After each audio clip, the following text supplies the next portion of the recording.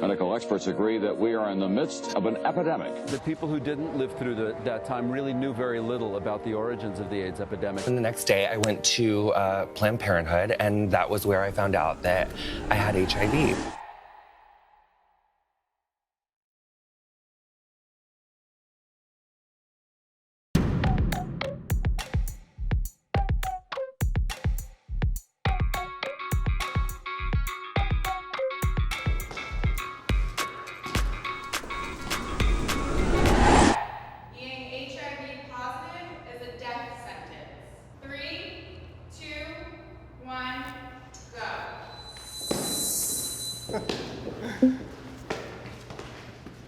Even being diagnosed with AIDS, I had full-blown AIDS when I was diagnosed in 2012.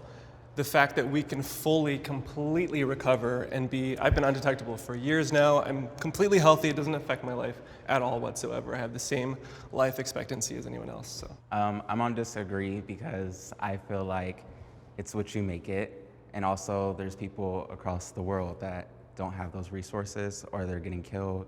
So I feel like not everyone can just go to the LGBT center or go to the doctor and get taken care of. So that's why I'm on disagree. People act differently around me after finding out my status. 3, 2, 1,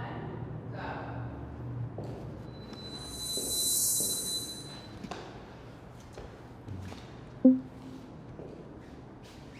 Like, good example are my parents. I was very nervous in telling them when I received this diagnosis. They didn't know how to handle it, how to take care of me or proceed, or how to even support me.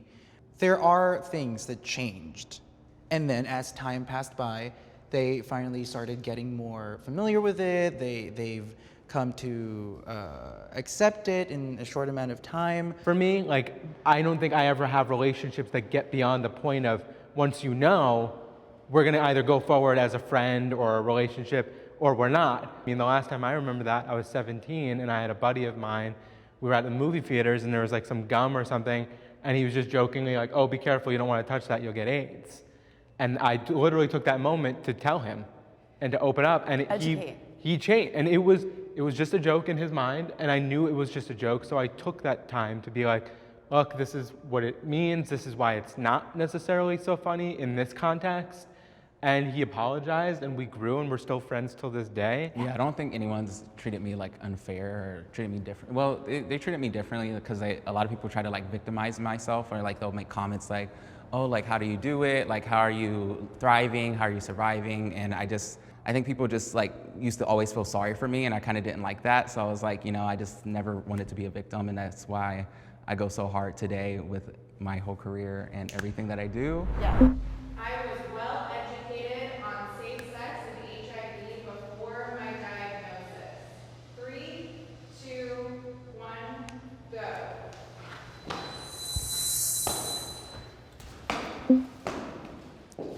When I lived in Orange County, I was volunteering for a nonprofit that specifically targeted 18 to 24-year-old men around STIs and avoiding getting HIV. So I thought I was going to be the last person to get HIV.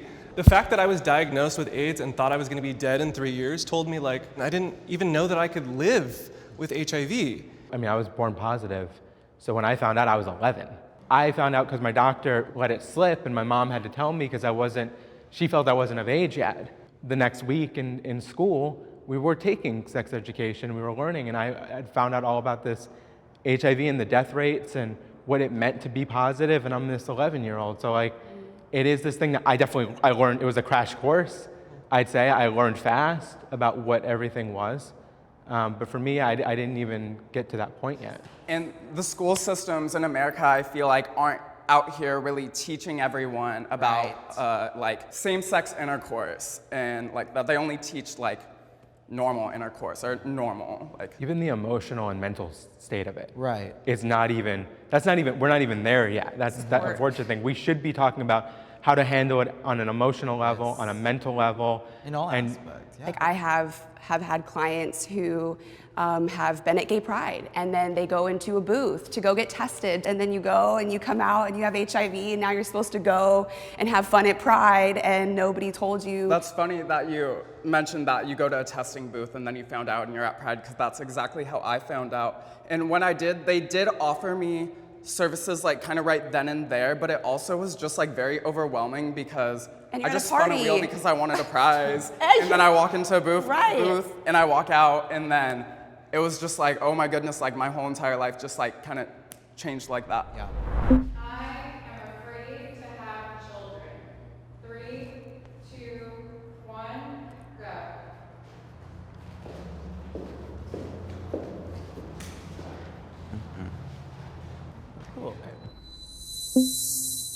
I am not afraid to have children because we have the stats of how many women have not passed the virus to their children having a natural birth. Since then, since it's 14 years now, we've only progressed with the medication, and now, in the last 4 years, we've come U equals U, undetectable equals untransmittable. And we knew if you couldn't pass your baby 14 years ago, pass HIV to your baby, that right there said that U equals U was a thing. We just couldn't prove it until we had case study after case study with 80,000 people, you know, a few different times to be able to scientifically say undetectable equals untransmittable. You don't pass it today, and if you take medicine, you're good. Though I know for sure, you know, I can have a child and they won't be HIV positive, but I'm still to this day dealing with that little extra of what if, and letting that stop me and letting that be the thing I still have to overcome. So when we were asked the question, for some reason, my mind was solely basing it on, oh my God, what if I get a kid now? Like, I'm totally not ready for it. But basing it on the whole HIV situation, I would have to walk over to strongly disagree. You're so because, cute. Yeah, honestly, because I'm not afraid to have children because of my diagnosis. My diagnosis was my fault. 3, 2, 1, go.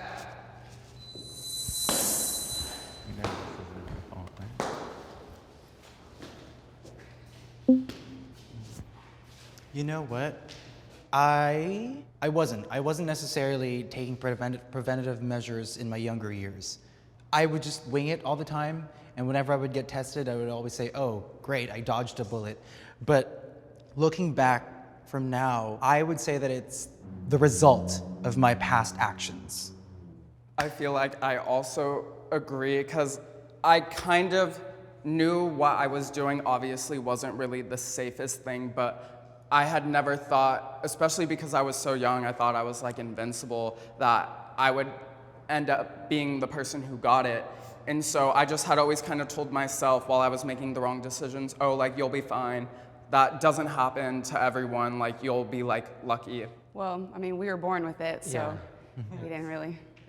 There's only so much we can, I will say though, when I take a step back, I spent a lot of my youth, because my father passed it on to my mom, and then, you know, I contracted it. For a long time, I put that frustration in him, and I look at now as an adult, in my 30s, where he was when I was born, and realize that also he was in a bad place, and he didn't know what he was doing, and it's not, the biggest thing I could do in my life is give him that forgiveness. And so, like, I try to remind myself of that stuff as well. I have lied about my status. 3, 2, 1,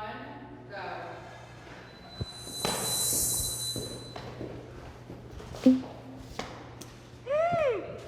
Okay, I will speak. There was only one instance when I lied about my status. I was fairly new to the diagnosis, and I myself was still not fully ready to embrace it, and it was already in the heat of the moment. So I figured, okay, if I stop now, then it'll totally ruin everything. I myself am secure that I'm not going to transmit it to my partner, but I don't think we have the time right now to educate the partner while we're in the heat of the moment. So because I was confident enough that I'm not going to transmit it, I simply just said, oh yeah, I'm negative. And I can understand why, because sometimes I think about it like, why do we even have to say it? We're undetectable. There's nothing there to pass. It is impossible. A blood test cannot even pick up the level count of the virus. So it's almost like what my adopted mom says, it's HIV neutral. I always practice safe sex. 3, 2, 1,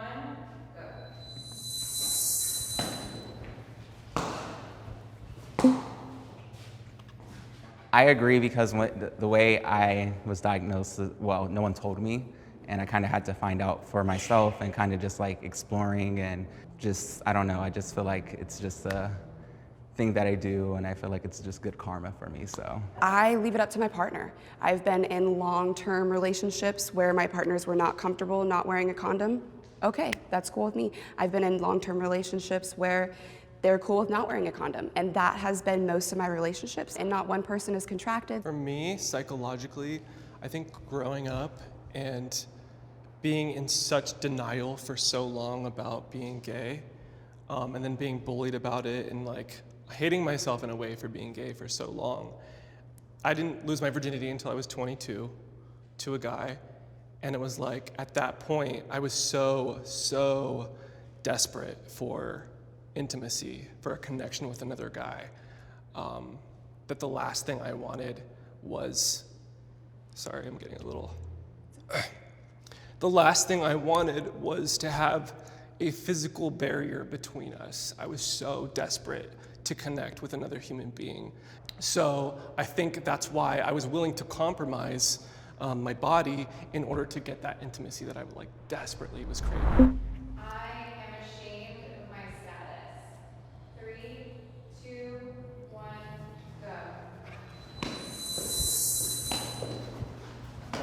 I am Lexi Gibson, and I was born with HIV.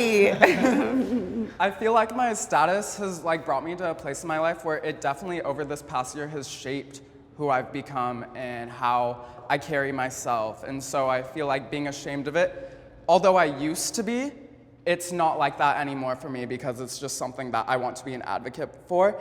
And I feel like it's just stigma.